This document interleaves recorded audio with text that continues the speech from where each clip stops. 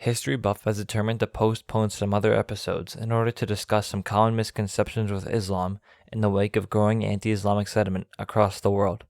We have done this to help promote critical thought and fight against the ignorance of people who preach anti-Islamic ideals. History Buff is a non-religious organization, but we do not need to be Muslims in order to fight for the rights of people who are being oppressed by ignorance.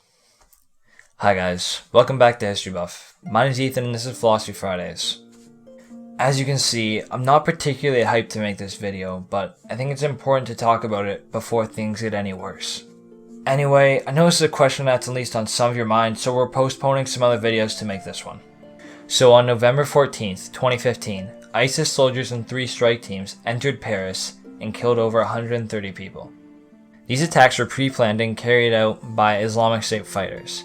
These men used AK-47 assault rifles, homemade grenades, and multiple suicide bombers in their attack. Shortly after these attacks, President Francois Hollande closed France's borders and declared war on the Islamic State. For the remainder of this video, we will only refer to ISIS as Daesh. Francois also promised that France would triple the amount of airstrikes they sent against Daesh, including Syrian targets, and they were going to send an aircraft carrier to the region. This is where we are right now, at least considering government policies, but that isn't the entire story. Across the world, we're seeing a horrifying response, and anti-Islamic politicians are polling higher than ever. For example, in the United States, top-running Republican candidates such as Ben Carson have suggested banning Muslims from running for president, and Donald Trump suggested putting cameras in every mosque as something we really have to consider. If this wasn't bad enough, a mosque in Peterborough, Canada was burned to the ground as a response to these attacks. Mosques in the United States have also been receiving death threats non-stop since the attack. I would just like to remind anyone doing these things that attacking innocent civilians is what terrorists do. So with all of this violence, a lot of people seem to be asking a rather silly question actually. Why do all the terrorists seem to be Muslims, or at least Islamic? Some members of the anti-theist community such as Jacqueline Gann, Cult of Dusty, The Amazing Atheist, and even Vegan Atheist have all decided to call Islam out as the key issue in this event. But that is a radical oversimplification. These people believe that Islam, Christianity, and any other religion are just violent in nature, and that they are the reason why we see attacks like this happen, but that's not the entire story. The question now is Islam actually a religion of violence? Well, I would argue no more than Christianity is. While I tire of people professing to me that Islam is perfect and its God is equally perfect, like Christianity, there are good and bad verses in its book. For one, the Quran dictates that no one can be forced to believe in God. There is no compulsion where the religion is concerned. Holy Quran 2:256. Also, the Quran is very clear in saying that you must help all those in need, especially the poor. Give to the near kin his due, and also the needy and the wayfarer. Do not squander your wealth wastefully, for those who squander wastefully are Satan's brothers, and Satan is ever ungrateful to his Lord. So no, I don't think that the Quran, or Islam as a belief itself, is any more pernicious than any other religion out there. And if Islam was any more pernicious than any other religion, how could you explain the massive Muslim outcry against Daesh? So the question remains, why does it seem that all extremists, or even terrorists, are Islamic? While it's true that Daesh, Boko Haram, and Al-Qaeda are all Islamic terrorist groups, there are equally terrible terrorist groups that you've never heard of that are not affiliated with Islam in any way. For example, I can point you to the Buddhist extremist known as Buddha Bala Sena in Sri Lanka.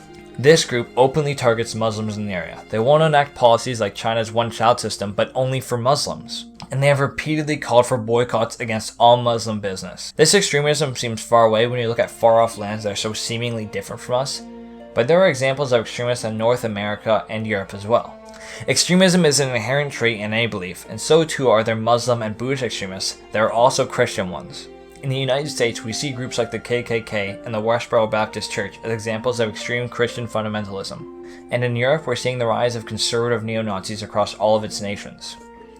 Christians who are often asked about these groups often say that they are not real Christians and they're not affiliated with any of their group's actual beliefs. But this is also true for Islamic communities as well. There seems to be this odd perception that Islam is one coherent thing, but that's just not true. Islam is broken down into many schools of thought, just like Protestants and Catholics in the Western world, and the 3 major Buddhist divisions as well. The KKK represent the Pope's values, just as much as Buddha Bala Sena represents Daniel's parents' values, just as much as Daesh represents most Muslims' values. Okay, I'm just going to go on a tangent here and rant for a bit. Politicians in the West have been misusing the word jihad, including shamefully my ex-prime minister, to describe a holy war. Jihad has very little to do with fighting, however, but the mistranslation isn't hard to understand. When the Ottoman Emperor declared jihad against the Triple Entente in the First World War, it seems he didn't get it either. Now I'm going to try to describe jihad for you, but this guy right here does a better job, so if you want an Islamic perspective, go check him out after this video. Not to get all etymology on you, but jihad comes from the root word struggle in Arabic that I'm just going to put on the screen for you here. Yeah, I have no idea. Okay, so jihad is broken down to two circles, the lesser jihad and the greater jihad. This is where the confusion comes from. Lesser jihad is the defense of Islam, and greater jihad is the struggle to improve one's self. The perceptive among you will notice that defending Islam could include violence, but that's why they called it the lesser jihad. It's not as important as self-improvement, the greater jihad. It says a lot that a religion as old as Islam could distinguish the fact that self-improvement is more important than fighting. Something some of us may have forgotten nowadays. Okay, I'm done. I'm done listening to people, some of whom I would consider my friends, attack Islam by saying things like, Islam is more barbaric than Christianity. I'm done listening to people who say they read the Quran and the Bible and they're saying the Bible is so much more humane. And finally, I'm done hearing people say I shouldn't talk about Islam because it's controversial. I will never call Islam a good religion, but I will defend the rights of Muslims till their end of my days, because I know they are not bad people. There is no conspiracy. Muslims aren't out there to have more babies than us and take over the West. Get a hold of yourselves. And just to let off some steam, we need to let more refugees into our countries.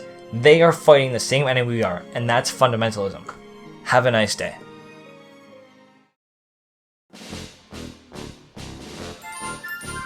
History is made by stupid people. Clever people wouldn't even try.